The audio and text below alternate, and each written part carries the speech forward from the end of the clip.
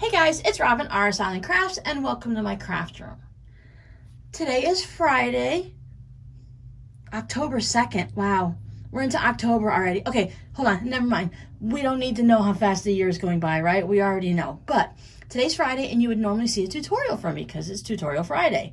But what we're going to do this week is I'm going to do the tutorial tomorrow on Saturday, October 3rd as a live stream so that we can work on it together. You can ask questions real time and not have to wait for me to answer a comment or an email.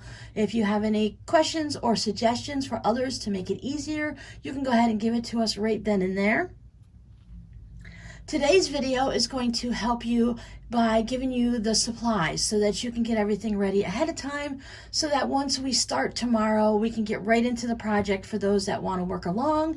And for the rest of you that just want to either chat in the comments or just listen to me ramble in the background, that's fine too. You can either skip this project or work on it later. But what we're going to do is we're going to use an EPP technique, English paper piecing, and instead of hexagons, we're going to use pentagons, and we're going to make some balls. What we're going to do is we're going to make a fun toy. I haven't sewn this one up all the way yet, as you can see. We're going to make a fun ball for you can make it for cats or dogs or kids, however you want. And I'm going to show you different options. I went and made a tiny ornament version. As you can see how small this guy is. I think having these on the tree would be fun.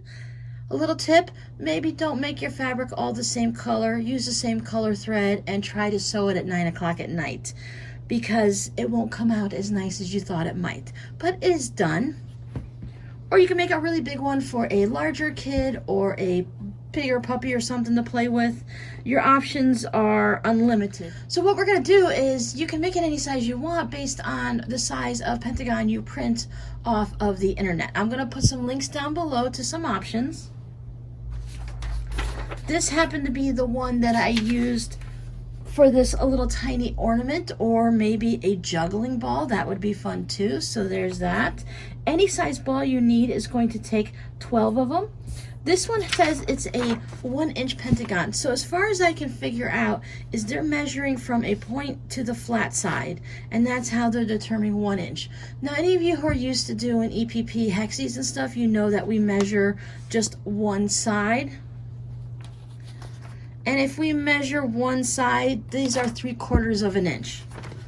But there always seems to be another group, maybe the math group or something, that measures it differently. So with the pentagons, you just figure out from the point to the flat side, and that is going to be the size you want to look up. This one prints it all onto one sheet, so if you want to print it out onto freezer paper, or if you want to use fusible interfacing or whatever, you can print this out onto your cardstock or anything like that. So there's 2 here, 2 here, and 2 here, so you need to print it twice. And then the third website that I'm going to link you to, this one shows you for a large ball or a small ball. So basically it's for these. These are the designs that I used for these two. Now let me set this aside and we'll get on to the rest of it. Now I know people that are outside of America might not know what freezer paper is. This is a piece of paper that has plastic coating on it. You find it in the cooking section.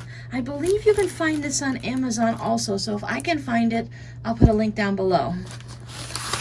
Now it has a shiny coating of wax on this side and regular paper here. And what it was used for originally is you would like wrap up your meat. So you put a bunch of pork chops in here, and this waxy coating would keep it from soaking through onto your paper.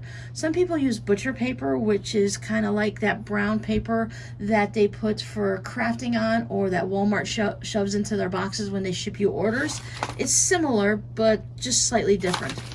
And it doesn't have any wax coating on it at all, I don't believe. But because this has a wax coating, when we hit the paper side with an iron, this will melt a little and it'll stick to our fabric, so that we're able to go ahead and put it shiny side down on our fabric. We hit it with a nice warm iron, and then it gives us, just like if you were doing regular EPP with paper, like a cardstock or something, it gives us that form to fold our fabric around, and we don't have to worry about pinning the cardboard or anything like that. It just stays right in there. Of course, mine's not set down with the iron.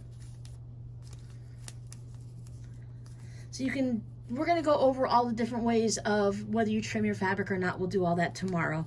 But see, I can just go ahead, and that allows me to get my whip stitch and hold it all in place so that when I go and I stitch them together afterwards, I'll have that perfect shape. Now this is how I prefer to do it. I prefer to use freezer paper. My templates work for 10, 12 times, depends on how fuzzy my fabric is. If I use it on a flannel or something, it might not stick as often, but I have had this roll for many, many years, and I've made several projects, and I have still, out of 75 square feet, I still have quite a bit left. Because in reality, I do 1 o'clock. I do 1-inch hexies, and they don't take up very much of the paper, right? And you can use that process for any type of paper any type of English paper piecing that you're doing. So no matter the shape, freezer paper templates work great. People also use it for hand applique because you can put it on the outside of your fabric, fold your shape all the way around, applique it down, and just pull it out the back. If you prefer not to do freezer paper, and if you prefer not to do, when we do freezer paper, as I said, it holds it down nicely. You can use cardstock instead. You want something that, they say the inserts in magazines, you know when you open up a magazine and it has an advertisement to get more magazines that always fall out? I tend to take my magazines like this when I buy them and let them all shake out. That is a great thickness to do English paper piecing. But cardstock works fine also. There are places that you can order them online and have them sent to you, but that's probably not going to work if you're seeing this Friday morning, and we're going to do this on tomorrow, Saturday at noon Eastern Standard Time. So cardstock or any type of thin type of cardboardy fat, somewhere between paper and a cereal box. Cereal box is too thick, but little things like this stuff that comes in the mail that's about this thick, those work really well. You just don't want it to be so thick that it changes the size of your English paper piecing. And computer paper is too thin. Now I am going to be putting mine together. When I tack mine down, I like to use thread. So I like to stitch through here. I don't stitch all the way through the paper. Now other people like to use glue. There's special glue pens and glue sticks and such like that, where you can just run a little bit of glue, and when you put it over, it stays like that. Other people like to use some spray starch. They spray a little starch into a container, like the lid to the container, and they take a small paintbrush and they paint it onto there. There's also pens that have a cavity that you can put it in and just fill it up with some water and starch and do it that way. For me, I'm so used to just stitching it around really quickly to baste it down that it takes longer for me to glue it than it does or to starch it than it does just to whip it through with some thread. Plus it allows me to use up some of my old thread that I don't have plans for, or that it's not strong enough to use in the sewing machine anymore. I like to have a thimble. You can have any type of thimble you want or go without. Just as I'm doing any type of hand stitching, I prefer to have a leather thimble. This one happens to have a little metal spot there, although half the time I hit it down here or something. It's not in the right spot for me by the way I hand sew, because it kind of makes me cramp my hand up more, where I just kind of like it loose like this. And then you're going to need some type of needles. If you have a needle case like this to store them in, that is great. I have a variety of ones in mine. I just have some regular old pins to hold it and a variety of needles. Basically, whatever needle that you're comfortable hand sewing with, anything. Just any basic thin needle that is going to have a small eye on it for using sewing thread versus embroidery floss.